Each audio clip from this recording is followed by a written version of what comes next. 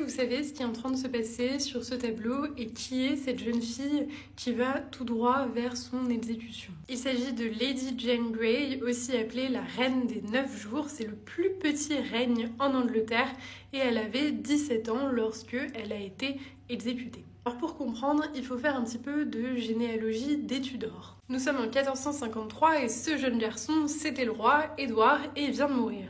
Sauf que sur la ligne de succession, la première, c'est sa sœur Marie, qui va être connue comme Bloody Mary, la reine sanglante, et qui est catholique, alors que l'Angleterre à cette époque, depuis son père Henri VIII, est protestante. Pour éviter un retour au catholicisme, on va chercher quelqu'un d'autre dans la lignée des Tudors qui pourrait prendre le trône. C'est là que Jane Grey intervient puisqu'elle est la petite fille de Marie Tudor, la sœur d'Henri VIII, et que c'est une fervente protestante. Alors elle n'a que 16 ans quand elle est proclamée reine malgré elle, et qu'elle se retrouve à la Tour de Londres à attendre un potentiel couronnement. Sauf que sa cousine, Marie, est l'héritière légitime du trône. Elle est catholique et elle a beaucoup plus de partisans que Jane. Et surtout, elle veut pas lâcher son trône. Seulement 9 jours après sa proclamation comme reine, Jane est finalement destituée, enfin presque. Elle n'avait pas vraiment été couronnée, en faveur de sa cousine, Marie. Mais la jeune Jane n'est pas du tout exécutée tout de suite.